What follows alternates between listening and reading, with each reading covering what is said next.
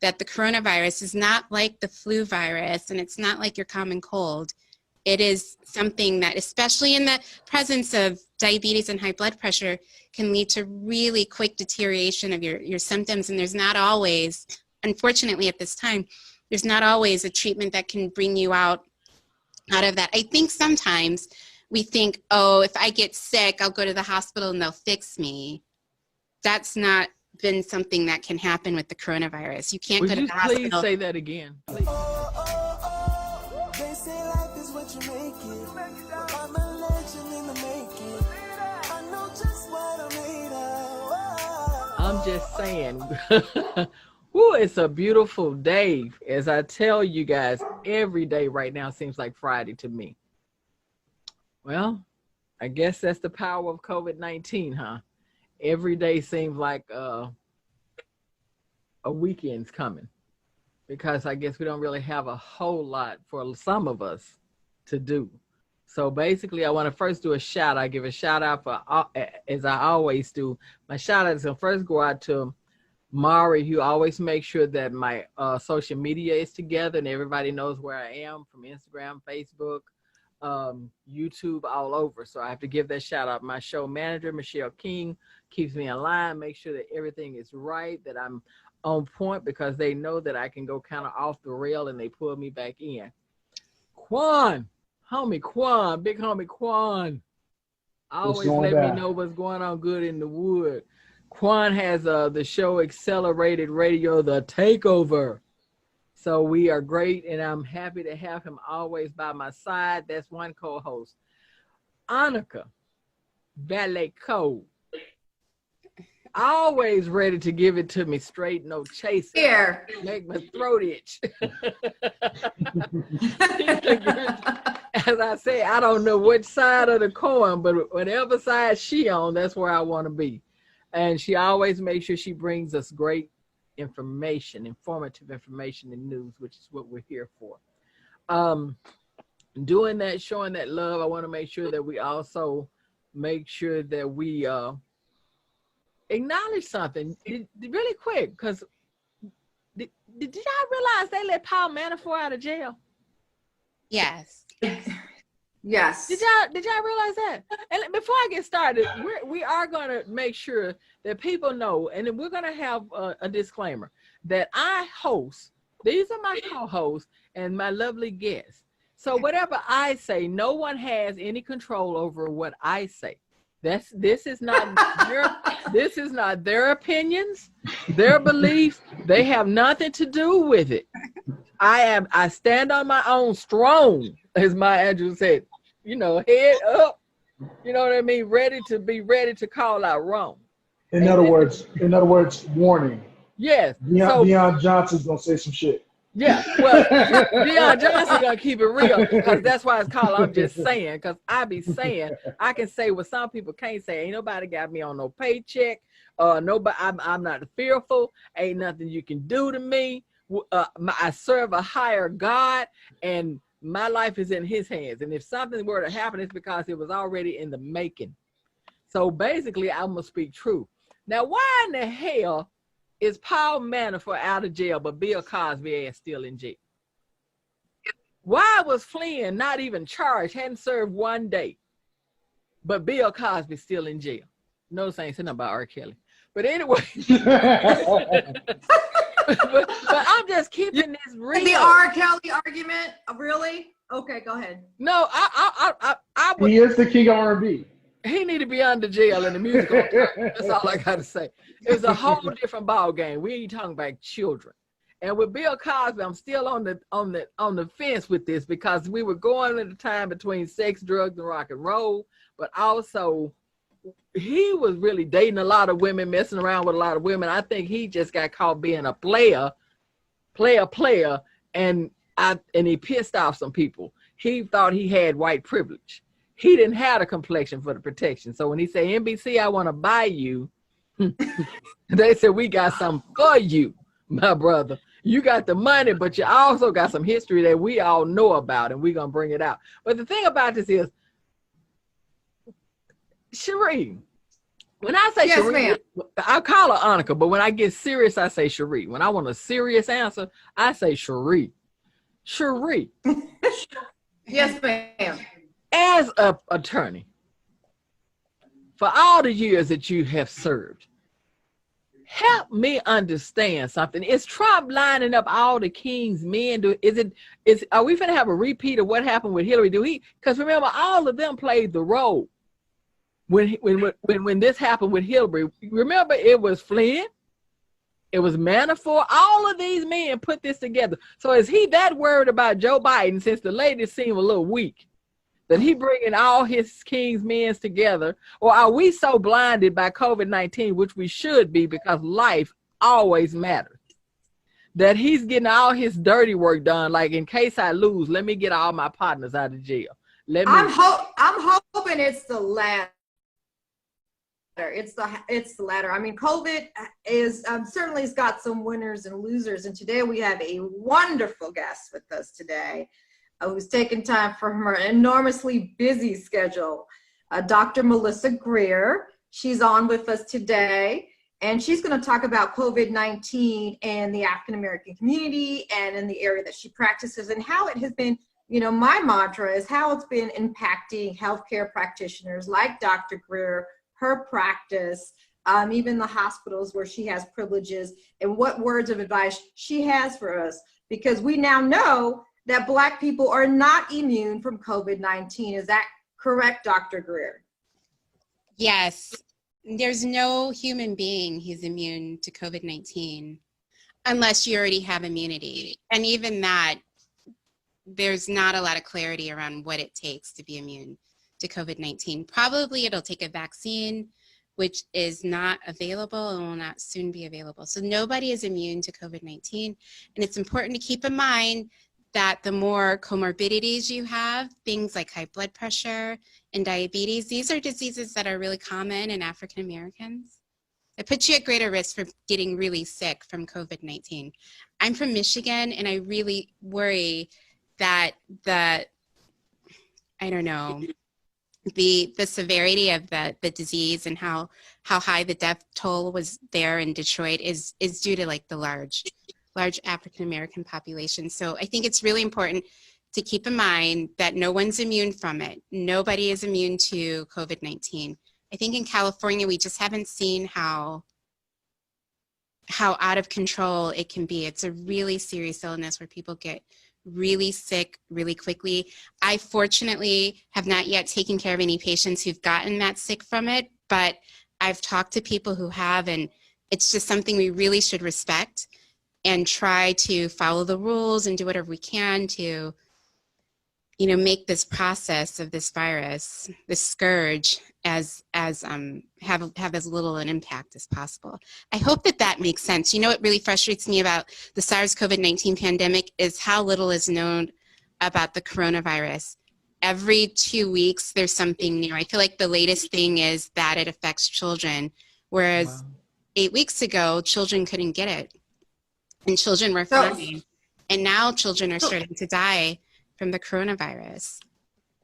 There's just not very much that we know about it. So I think it's better to be on guard no matter who you are. If you're living on planet Earth, be on guard, because the coronavirus is a threat to all of us. Okay, so real quick, because I noticed that Annika has a question, and only because you said the children, and I want to ask you something really quick.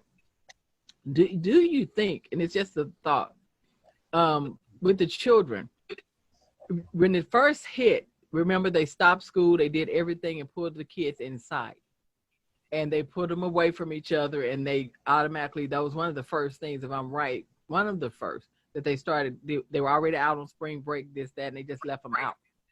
Now summer is coming, and everybody, because if I go in the store, when I do, because I try not to go because I do have issues, as Cherie does, and I see children. And for a while, I was seeing them without masks. You know what I mean? And I see more now, parents out with their kids, taking them for a walk, doing things, because it's warm. And they had been hearing that no kid had it.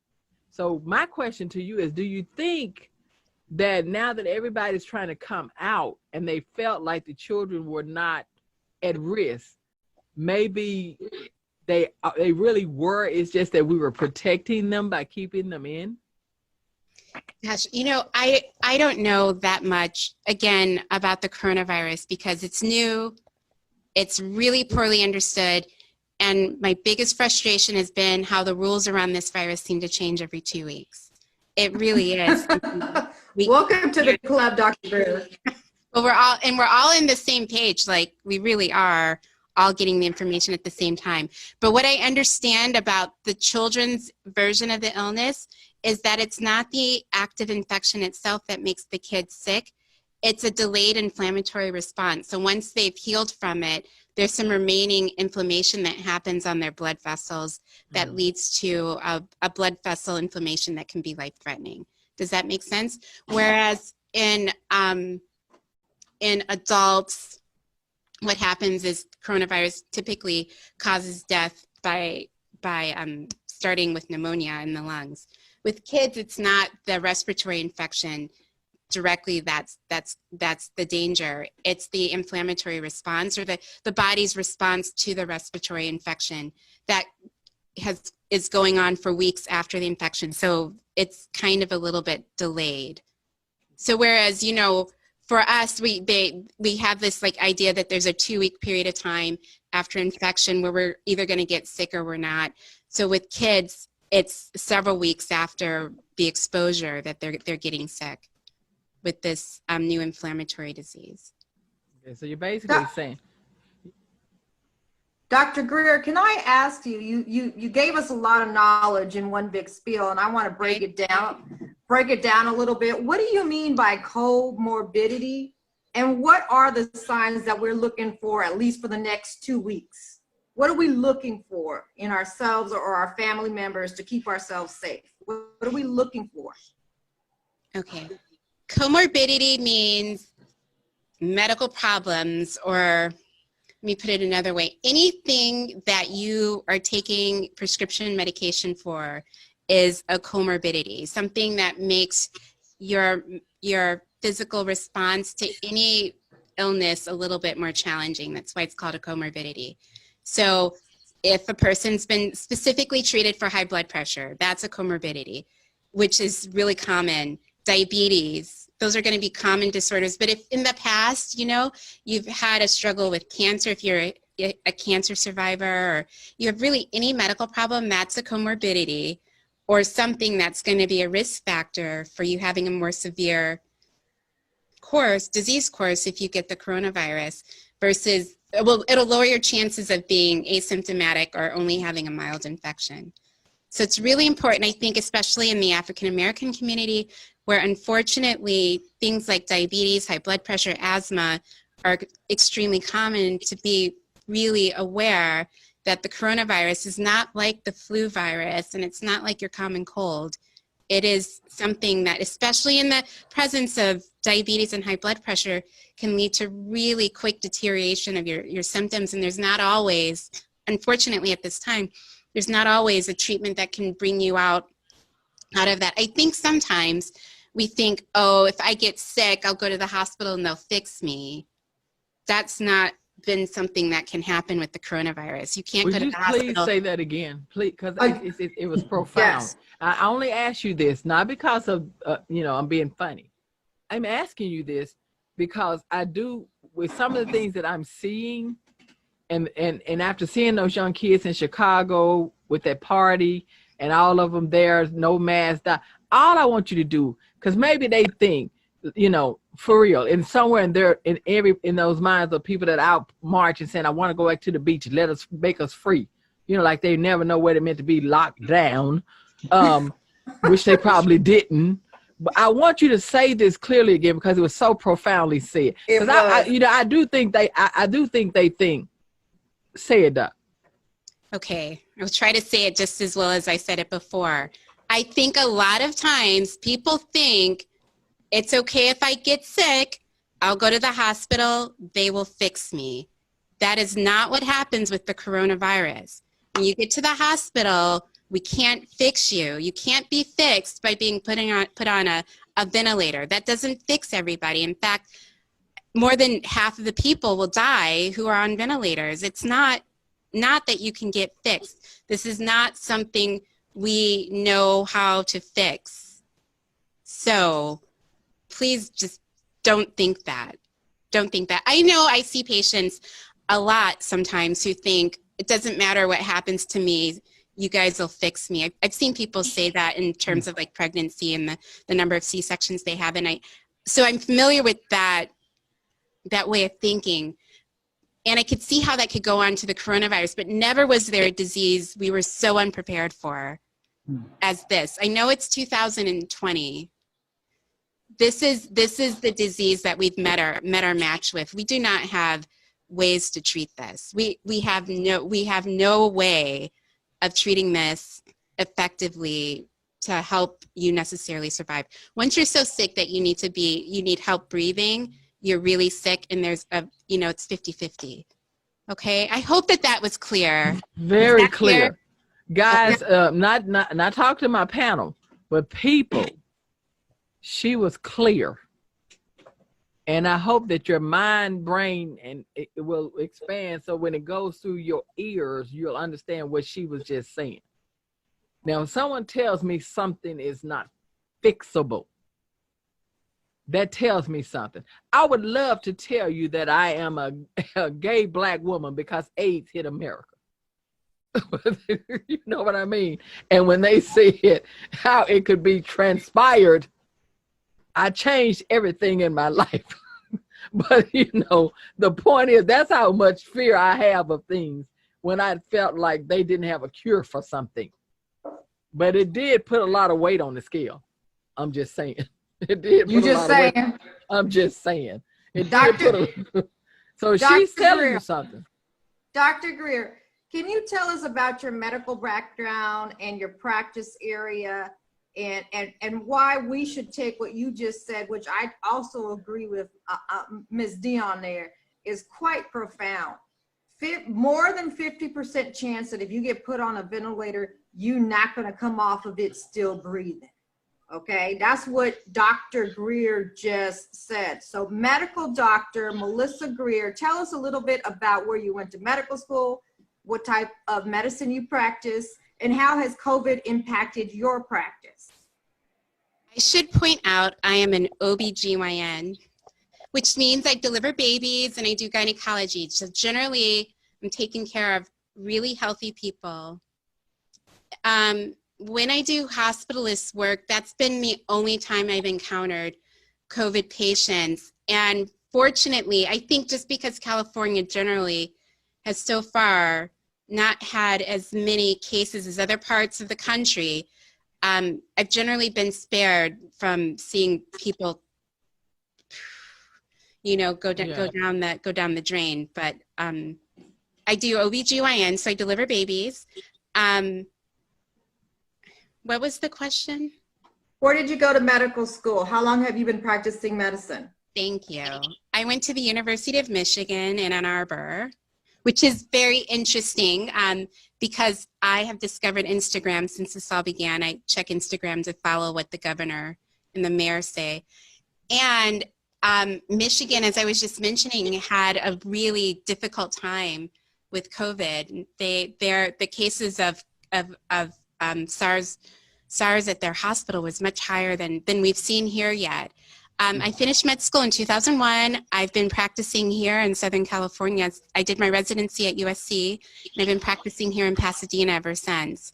Since the safer at home policies were put in place, I've started, and I think all physicians, just like all other businesses, except for grocery stores, have seen a decline in business. And Really? all physicians are seeing fewer patients. And to a certain extent, that's good. We don't want to have waiting rooms. Like if you think of a doctor's waiting room, typically you think of a room that's full of people and everybody's kind of sitting like that, shoulder to shoulder. That's the opposite of social distancing. You certainly don't want that, especially when you're talking about people who are sick. But I think that there is certainly going to be fear among patients in terms of returning to their doctors. But typically, like, I think this has been a really good opportunity to start to explore different ways of delivering medicine. Physical exams are still going to be very important, but it's been really exciting for me to do, telemedicine. What's telemedicine, Dr. Greer? Telemedicine is when you meet with your doctor through some video chat like this, kind of like what I'm doing. Yeah. You mean you don't always have to go into the doctor's office, and you can even maybe do it on your phone? So telemedicine absolutely can be done on your phone. A lot of my patients do telemedicine from their phone. So you don't have to go into the doctor's office. You can make an appointment with your doctor and meet with them this way. So when the pandemic started and the Safer at Home started, there was a big, I think, incentive for people to stay at home as much as possible. So insurance companies and Medicare have been really supportive of doctors using this way to deliver care to their patients. So it's pretty exciting. So you mean my medical insurance will actually pay for me to have a telehealth visit on my phone? Yes, your healthcare will actually pay for you to do that right I now. did it. And most insurance companies are waiving the co-pays for it. Oh, well then, let me call my doctor. But seriously, let me first say this. I've had the telecare with my primary care. I truly have.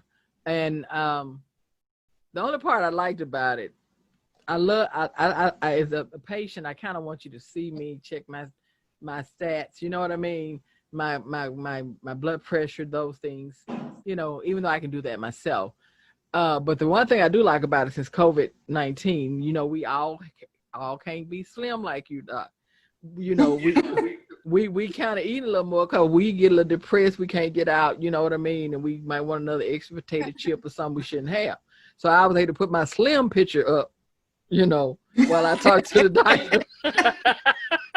And she said, you put on any weight, because, I was borderline diabetic, but borderline.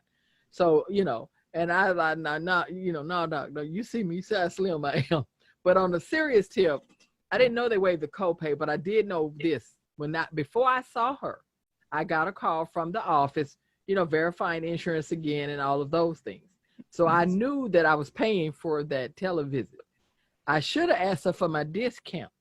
Confirm your discount, please. Yeah, because I'm like, you ain't give me no blood pressure check. You ain't check, you ain't check my oxygen level. You ain't check my weight, thank God. And so we're going to deduct that from the bill. But you know what? With insurance, I'm paying so much for the insurance. Go ahead and charge them, Doc. Charge them. Get your money. I think the insurance is covering it actually really well. It's been like I think it's been one of the only nice things in this experience. That's what's happening right now. You're right. Was this that was it? Something I forgot to mention. I was talking with my receptionist, and she was telling me, did you know that patients thought they had to get undressed for their telemedicine visits? And I just want to say, if anybody's listening, we don't do exams on telemedicine. I have had patients check their blood pressure for birth control refills, so I can give them, their 1-year supply of birth control if their blood pressure is normal. But other than that, we're not doing physical exams during this. So don't get naked. Don't get naked. Sure, that's just somebody that just wanted to get naked, because everybody know you don't get naked when you go to the doctor's office anyway. You know what I mean? She roll your sleeve up, the nurse do, the doc not even in there first. Take your blood pressure. Y'all just got some freak on the phone, doc. Y'all should have called 911. This hasn't happened to me. I heard about it on Twitter. My receptionist, and she said that the person really thought it was really a real exam. Yeah, it's not. It's not. It's not. I might have looked at a surgical incision, over the video, but that's it. Nothing. But that was worthy. It was surgery. I gotta check your incision. You can't come in. It's best I check that. That's fine. And you're OBGYN. Yeah. Speaking of which, you said you graduated college in 2001. Medical school, yeah. Medical school, I mean. Yes, let me get that right. Sweetie, you look like you just graduated high school. Well, thank Kindergarten. you. I So will take that. that's a compliment, but I was just going to ask because there are a lot of smart, very brilliant young people, because you see all the time where some skip, not skip, but they're so good they go past high school on into college. You look young. Well, thank you. So when you hit 60, you probably going to be hitting about 30. I'm going to be honest with you. Hopefully, Yeah. hopefully the stress of the situation doesn't. I should have been a gynecologist. I think it's the babies because they always say children make you young. I know I feel my best when my grandkids are around. Look at all this great doctor. Y'all have some? Are you a gynecologist? I'm sorry. Dr. Greer, I'm not the dermatologist. Yeah. Dr. Greer, I have a question for you. So my question for you, Dr. Greer, is this. I know there's been a lot of great things, whether it's been social media influence, whether it's been influence via internet. What would you say, in your opinion, are the best ways to boost your immune system during this time? Good question. What if it's for your child? What if it's for you? And then from there, what would you also say as well have been some of your personal ways to either keep yourself away from being sick and just keeping yourself healthy during this time? How do I keep myself from being sick? Mm-hmm. If I feel something going on, I try to go to sleep. So getting enough sleep is for me, maybe because I'm lucky, getting enough sleep is really important for me to sustain my immunity in all of us. If anybody's not sleeping well, that's the first thing to try to address. And I'm a, OBGYN. I work with a lot of women. As women get older, they have difficulty sleeping because of their hormones. And I would encourage any woman who's having a difficult time sleeping to discuss it with their doctor so they could address that, because not getting enough sleep will make you sick. For me, I try to eat as many vegetables, and I would encourage everybody to eat as many vegetables as possible. I've been really enthusiastic about my vitamin C intake lately and adequate hydration. You know what is so important I answered the question, for your immunity is exercise. So it's okay to. Great. That was my question. That was going to be my question. I joke a lot, but don't think I don't take things seriously. It's just in this show, I have to make sure I keep the format going. Keep it going. And I have to be me. And Okay. I laugh to keep from crying. This is really scary for me. Having heart disease, having these things, and being engulfed in this house when I'm an outgoing person, I would be, if I didn't joke, I really literally would be, Cherie would be visiting me at a mental institution. But I'm stronger than this inside. But the thing about it is, I was walking 3 miles a day. And when I would get out, I went out to go walk, and people were coming toward me and things was going on. I got so paranoid. So my doctor said, get out and take some long walks. And I said, but when I wear the mask, I can't breathe. It makes me hyperventilate because I'm not used to wearing it. So I said, so when I tried to walk with it, I had to turn around and come home. I took it off, held my head down and walked home. And I was so hurt and disappointed. And I was like, I can't even do my 3 miles. I've been doing this every day since last summer. And she said, go walk. So what do you suggest? Can I walk without the mask? Because she was like, well, go early in the morning. You don't need the mask. It's not airborne. It's human contact. Well, I know that we're saying it's not airborne, but I don't know. Okay. So I know right now we're saying it's droplet precautions. Yes. So it's droplet passed by droplets, but who knows? What I do know is exercise is important for your immunity. Okay. Really important to exercise, not just for your immunity. It's really important for your emotional health. Yes. Which right now is under assault. This is a really, horrible situation that we're under. My grandmother called it a pestilence. She's not wrong. No, she's right. You're 100% right. I need to meet Grandma. She got a sense of humor too. I like that. Yeah. So exercising is really important. I like the morning as well, just because there are fewer people. It's also going to be cooler outside in the morning. So I think it, just from that standpoint, will be a better time to exercise. I think if you can't breathe with the mask on, you need to look for a different kind of mask.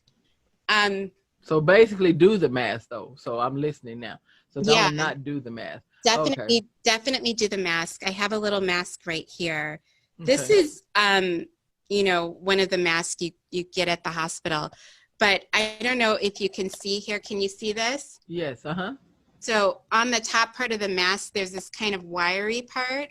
Okay. You see that? And the bottom part, it's just, I guess, cotton. Yeah. Anyway, if you pinch the wire, can you see here how at the top there's this place where it's pointy? That's because that's where my nose goes. And if I put my nose there, and I'm going to put down my microphone, and I pull out like this, then when I'm walking, it's not, you know, going in and out like Darth Vader. Got you. Vader, and it makes more space. Okay, does that make sense? It makes perfect sense.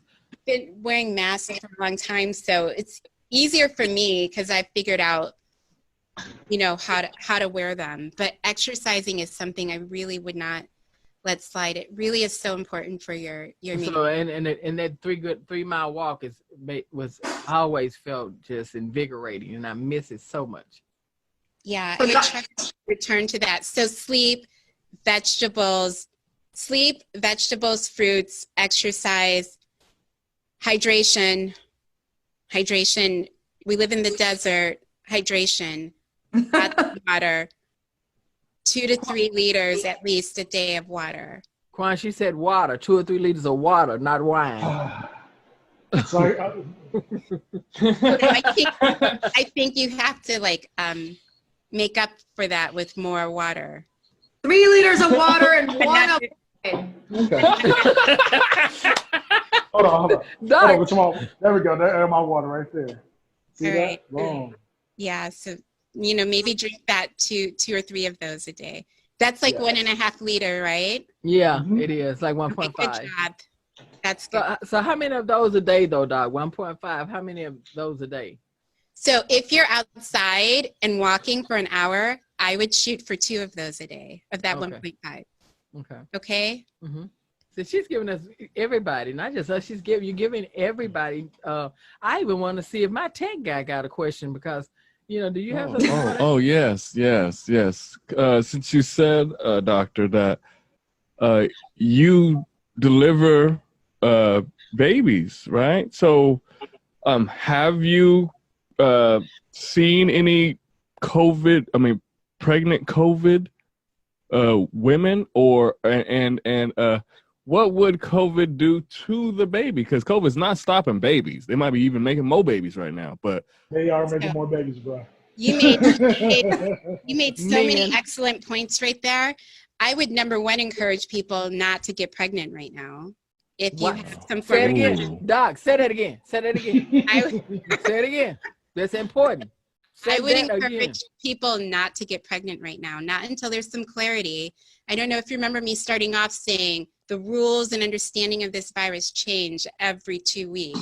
Okay. I would wait until we know something about this, or at least until we have some idea of what the best treatment is for it, or what is an effective treatment for it. Because remember, right now, we don't really have a treatment. Do you know what I mean? We have like mercy treatments. We don't have real treatments for it. So you're saying there is no cure at this point, Dr. Greer. Is that what you just said? That's what I said. There's no cure. There's no cure. You can't take penicillin for this. There's no treatment for this. So this is not a good time to get pregnant. You know, initially, a lot of the information we had about COVID came from China and their experience in China, and that's what made us think that kids couldn't get it. But I think that the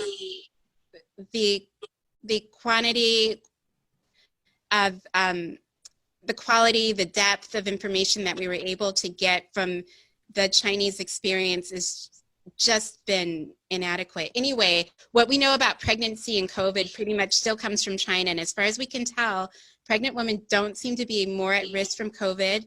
Although pregnant women usually are at more risk from infections, they are certainly at higher risk from the flu than they are if they're not pregnant. We don't think that babies can get COVID from their mother, but you know, a few weeks ago, we didn't think children could get sick from COVID, so hard to say. Right now, there's a concern that COVID might be in the breast milk, so we don't, if a mother has COVID, we don't want her to breastfeed her child until her COVID is cleared. What else? To my knowledge, have only taken care of one COVID patient. I think universal testing of every pregnant patient has only started recently at one of the hospitals I'm at. In other hospitals, you just don't know who has COVID and who doesn't because so many people who have the coronavirus are asymptomatic. The one patient. What does that mean, doctor, when you say a lot of people who have COVID are asymptomatic? For the governor of Georgia, please. Can I get an amen? Let the church. Amen. That means that people can carry the virus, pass it along to others, and carry no symptoms. So will they ever get sick? Because, you know, that sounds similar to HIV. Because there were people that had HIV and never had a symptom, meaning they didn't have, it was like it was two parts of HIV. It was like HIV and then full-blown AIDS. I know that I don't know, but I knew of a guy back home that had HIV. And 3 different girls that he dated died. He probably died a couple of years back, but he lived many years after them. So I say that to say he was asymptomatic, I guess, but they were catching it from him. Yet he didn't, I guess. I don't He was understand. drinking his water, his vegetables, his fruit, and doing exercise. I mean, I don't want to. It's mental health. But why are you the bad influence? I'm not a bad influence.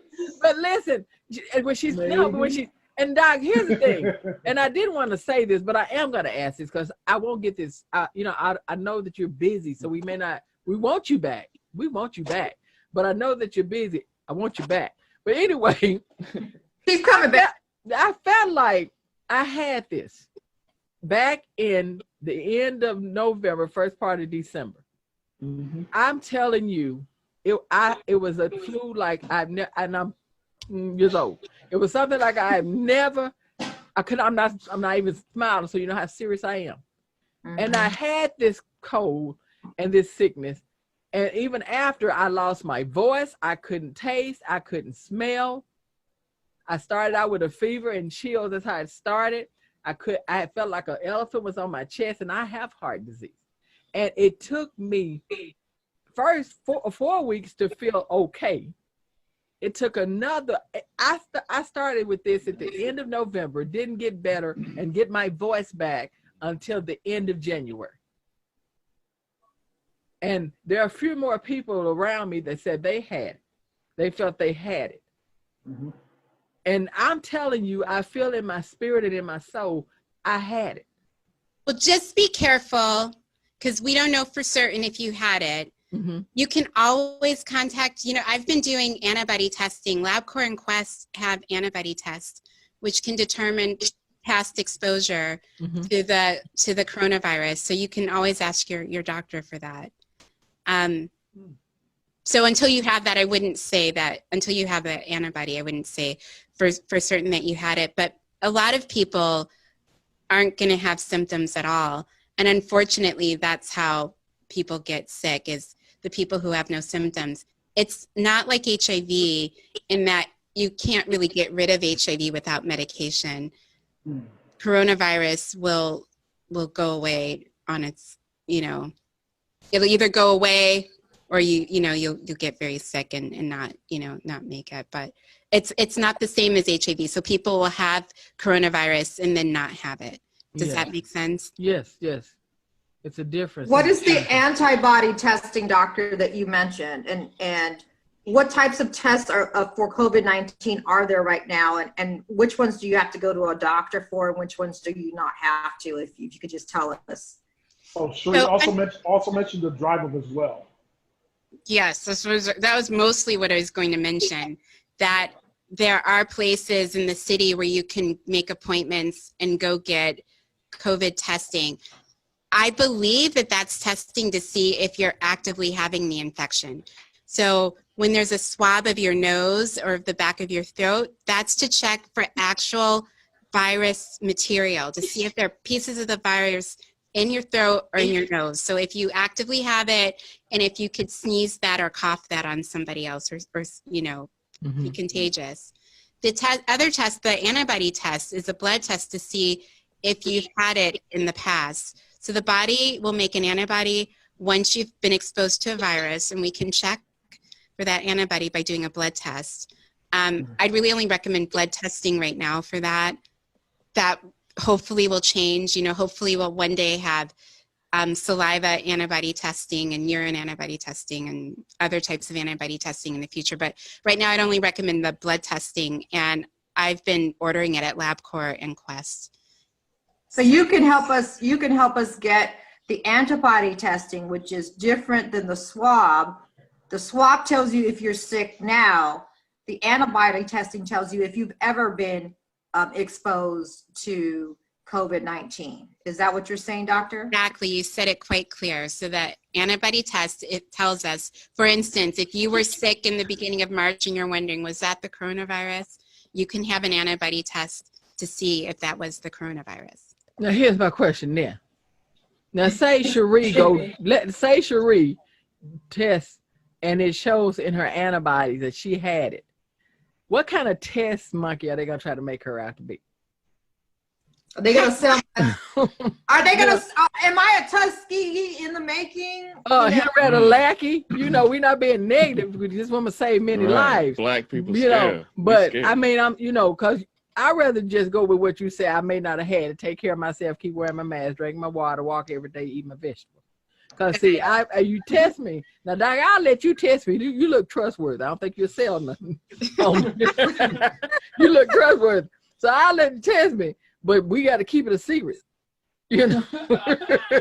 So I don't think any of these test results are a secret, and I don't think they should be a secret, because without testing, I don't think our country will ever open up again. Like Disneyland, we're gonna work normally. Damn, now I got grandkids. Now you're gonna make me go get the antibody test. Why you got to go low? I love my children, but the grandkids. I didn't mean to go low, but until we have a treatment or a vaccine, the only way we're going to get through this is with testing. What do you mean? I have to ask this question. And this is just, and Cherie, this is going to add to what you're saying. We've never been a proponent, as far as African Americans, Black people, a proponent of vaccines. We've seen the vaccine, per se, I would say, discrimination when it came to our veterans with Agent Orange, when it came to many other factors of vaccines given to us back in the day that have killed many people.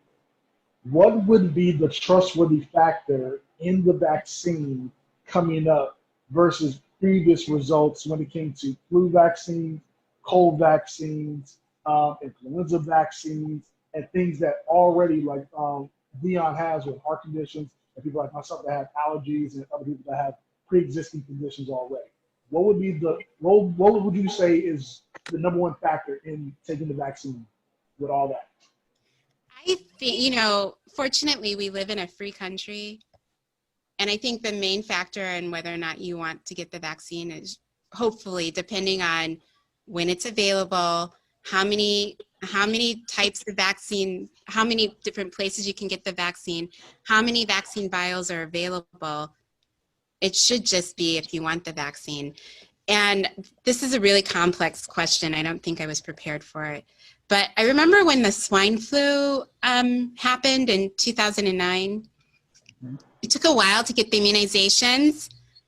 And I feel like at first when the immunizations were available, there weren't that many. So it was really prioritized for people who had other pre-existing medical problems like diabetes, high blood pressure, people who are over the age of 65, and pregnant women. And that's the only reason I'm familiar with that, is because I remember it coming to my office and then giving it to all the pregnant people. It's my sincere hope that when this immunization is available, it's available in, a sufficient quantity for everybody to be able to get it. I don't know if that answered your question, but I feel like you were asking about the safety of the vaccine. I think Correct. that we're just going to have to trust that it's safe and that it's not going to, the FDA won't release it until it is safe. So, can we see a possible like do it yourself at home vaccine kit possibly? No, there's no vaccine kit like that now. Right, I know, but there's also there's not as many Black people that trust the government, period. But a lot of people trust themselves. So Well, if the there good was, news is the vaccine's not probably coming from the government. but that's the thing.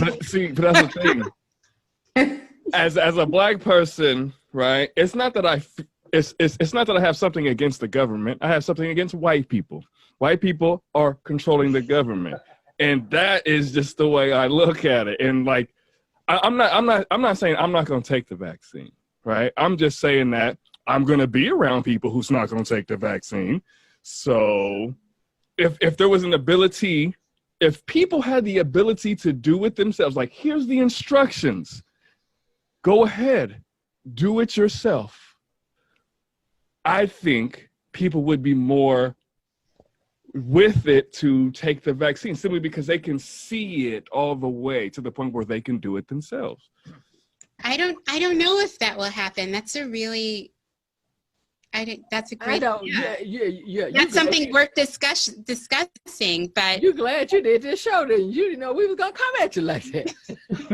Poor Dr. Greer, she's already given us more than an hour, guys. So Now we're gonna get ready to let her go. But the thing about it is, I do want to say this: when it comes to the vaccine, I'm gonna do what I do. I'm gonna clear some things up.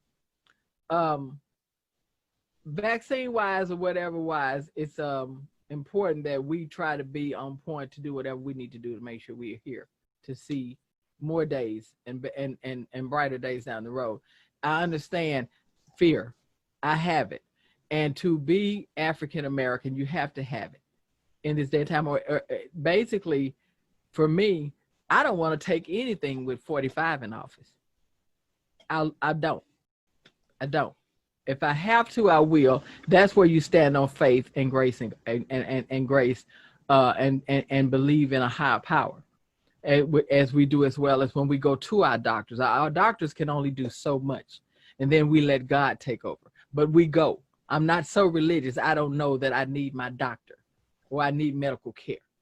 I go first before I enter. If I were going to see Dr. Greer, before I step in your office, Dr. Greer, I've already talked to the man that gave me the life, that's given me life. And I've already asked him to order your steps and your hands and your way.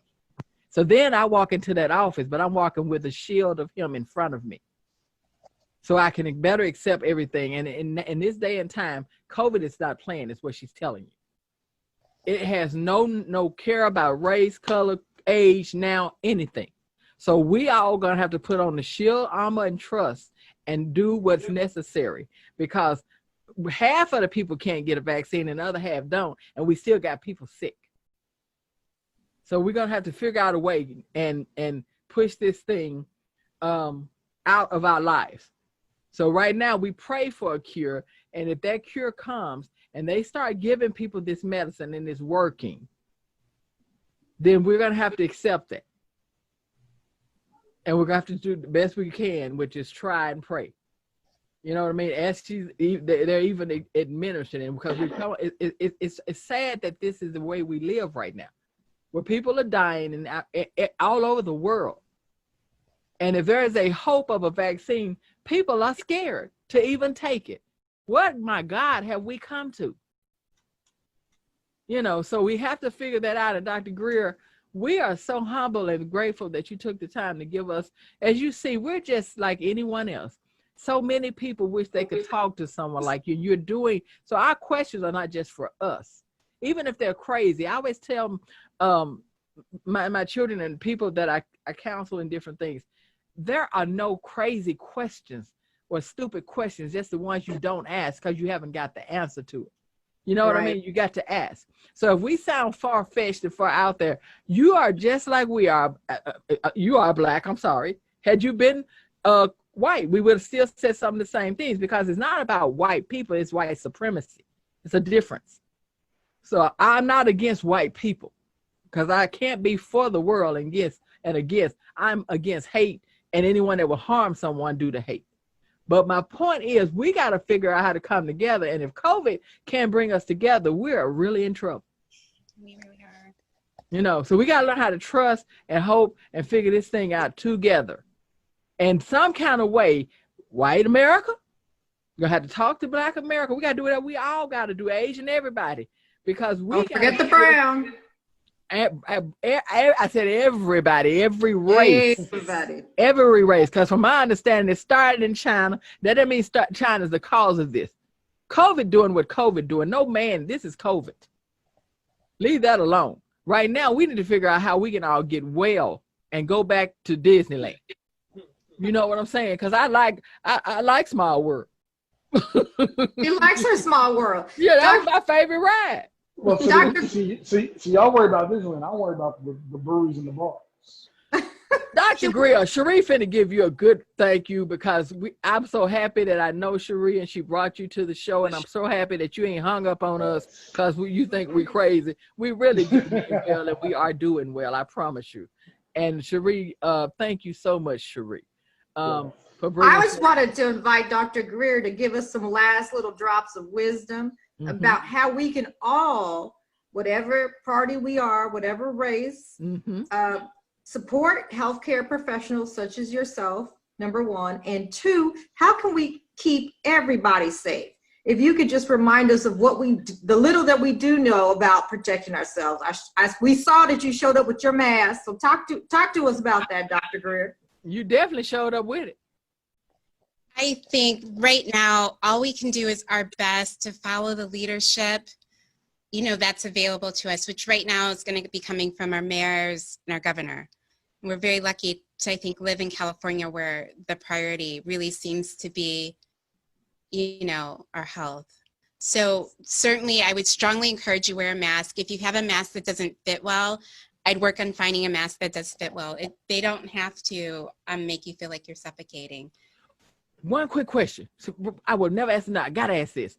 I'm in the store and I got my mask all up here. If it's under your nose. Say it again. Wait, Doc. I know you're tired of me doing this, but see, when you say that to people, they get offended. So you got something behind you I don't have. It's called MD.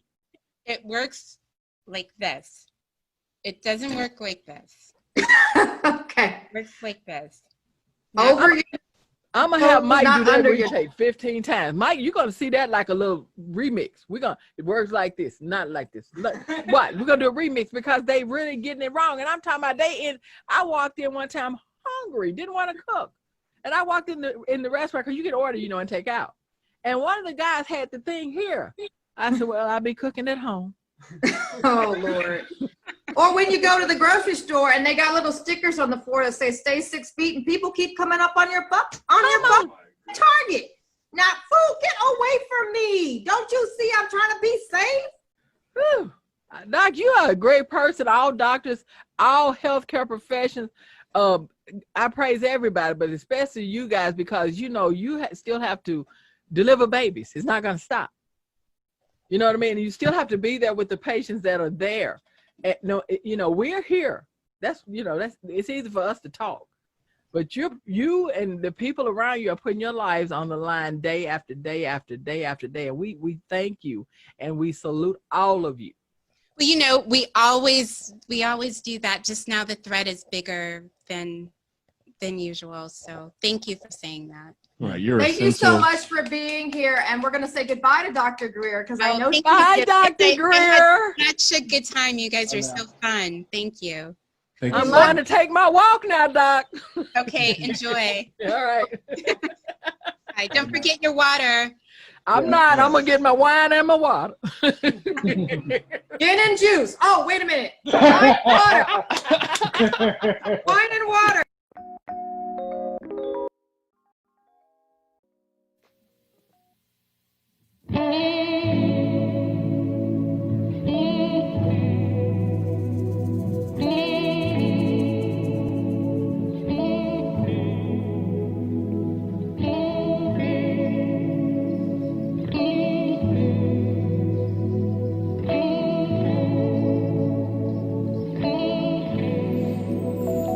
Running round